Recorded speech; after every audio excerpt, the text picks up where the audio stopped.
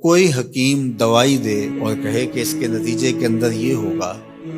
اور مریض ایک مہینے کے بعد وہ دوائی استعمال کرنے کے بعد آگے کہے مجھے تو کوئی فرق نہیں پڑا، تو طبیب نبض دے کے کہتا ہے کہ تم نے پرہیز جو بتایا تھا وہ نہیں کیا، تب اس کا فائدہ تمہیں نہیں پہنچا۔ وہ کہتا ہے میں پرہیز تو نہیں کروں گا، مجھے شوگر کا مرض لاحق ہے، میں تو دبا کے میٹھا کھاؤں گا، لیکن میں تمہاری دوائی بھی لوں گا، لہٰذا مجھے شفا ہونی چاہیے، لیکن جو آپ پرہیز بتا رہے ہیں وہ میں نہیں کروں گا۔ ڈاکٹر کہے گا پھر کرتے رہو، دوائی بھی کھاتے رہو، لیکن فائدہ نہیں ہوگا۔ لیکن اگر مریض مکمل پرہیز بھی کرتا ہے اور پھر دوائی بھی لیتا ہے تو اللہ شفا عطا کرتا ہے۔ اللہ نے روزے کا نتیجہ تقوی رکھا ہے، لیکن ساتھ یہ شرط رکھی ہے کہ تم ان امور سے رک جاؤ جن سے تمہارے رب نے منع کیا ہے، پھر لازمی نتیجہ یہ ہے کہ تمہارا دل تقوی کے نور سے جگمگا اٹھے گا۔ اور اگر پورا مہینہ روزہ رکھنے کے باوجود بھی اتقاء کا نور نصیب نہیں ہوتا اور دل کو باطن کو روشنی نہیں ملتی، تو پھر اس کا مطلب یہ ہے کہ ہم نے اللہ کا روزہ نہیں اپنی مرضی کا روزہ رکھا ہے، اپنی خواہشات کے مطابق بھوک کاٹی، اس کا کوئی فائدہ نہیں۔ اور حضور علیہ السلام نے واضح دو ٹوک لفظوں میں ارشاد فرما دیا، من لم یدع قول الزور والعمل به فلیس للہ حاجۃ فی ان یدع طعامہ وشرابہ، جو ایسے امور کو نہیں چھوڑتا جن سے منع کیا گیا ہے تو پھر اس کے بھوکا اور پیاسا رہنے کی اللہ کو کوئی ضرورت نہیں۔ یہ خوراک بچاؤ مہم نہیں ہے کہ اللہ نے اس لیے روزہ فرض کیا ہے کہ تھوڑا خوراک بچ جائے، نہیں، بلکہ وَيُزَادُ فِيهِ رِزْقُ الْمُؤْمِنِ، ماہ سیام میں تو مومن کا رزق بڑھا دیا جاتا ہے۔ ہر شخص اپنا حساب لگائے تو اس مہینے میں اخراجات زیادہ ہوتے ہیں، تو یہ خوراک بچاؤ مہم نہیں ہے، بلکہ یہ تقوی کے حصول کا ذریعہ ہے مہینہ۔ اور اس پورے مہینے میں اگر ہم اپنے آپ کو بچائیں گے، اپنی زبان کو بچائیں گے، سب سے زیادہ جرائم گناہ ہماری زبان کرتی ہے، ہماری آنکھیں بھی گناہ کرتی ہیں، ہمارے ہاتھ بھی گناہ کرتے ہیں، ہمارے پاؤں بھی برائی کی جگہ پہ چل کے جائیں تو گناہ گار ہوتے ہیں، ہمارے کان بری چیزیں سنیں تو یہ بھی گناہ گار ہوتے ہیں، لیکن سب سے زیادہ گناہ ہماری زبان کرتی ہے۔ تو اس لیے ماہ سیام میں زبان کو کنٹرول کرنے کا کہا گیا۔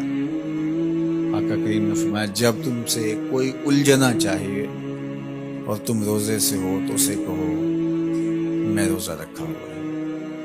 نہیں، تم سے کوئی زیادتی بھی کرنا چاہے تم اس سے الجھو نہ اور کہو انی امرؤ صائم، میں روزہ رکھا ہوں۔ تو روزے کے اندر تو آپ اپنی زبان کو بچاتے ہیں اس احساس کے ساتھ کہ میں روزے سے ہوں۔ یہ احساس جب جڑا ہوتا ہے کہ میں روزے سے ہوں تو کلی بھی احتیاط سے کی جاتی ہے نا، کوئی قطع حلق سے نیچے نہ ٹپک جائے۔ جب آپ روزے سے ہوں اور یہ احساس آپ کے ساتھ جڑا ہوا ہوتا ہے تو آپ امور میں احتیاط کرتے ہیں کہ میرے روزے کو نقصان نہ پہنچ جائے۔ تو کیا صرف کھانے اور پینے سے ہی روزے کو نقصان پہنچتا ہے یا روزے کو نقصان پہنچانے والی اور چیزیں؟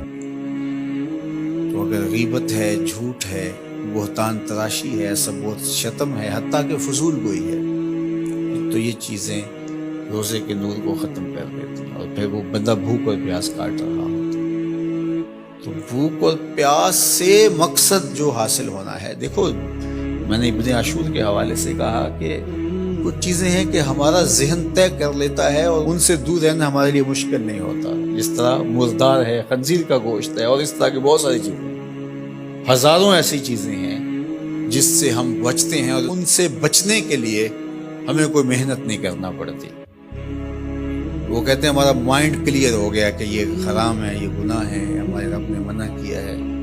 تو بس ان سے ہم بچ جاتے ہیں۔ اگر ہم اس کی فہرست بنائیں تو وہ سینکڑوں میں، ہزاروں میں چلی جائے، جو اللہ کی توفیق سے ایک مسلمان نہیں کرتا۔ صرف اس احساس کے ساتھ کہ میں مسلمان ہوں وہ نہیں کرتا، لیکن بہت ساری ایسی چیزیں ہیں کہ تم اس بات کو تسلیم کرتے ہو کہ ہم مسلمان ہوئے، ہم نہیں کرنا چاہیے، لیکن اس کے باوجود تم کر رہے ہوتے ہو۔ تو ان ساری بیماریوں کا علاج روزہ ہے۔ تو اب روزہ بھی اگر ہم نے دیکھیے اور کوئی دوائی کارگر نہیں ہو رہی یہاں، تو یہاں روزہ چاہیے، اور اس دوائی کے ساتھ بھی اگر پرہیز نہیں کریں گے تو بیماری تو بڑھتی رہے گی، تو آہستہ آہستہ جو ہے وہ بیماری جڑ پکڑ جائے گی، پھر بہت مشکل ہوگا نکالنا۔ تو روزہ ان ساری بیماریوں کا علاج ہے جن کو ہم ختم نہیں کر پاتے۔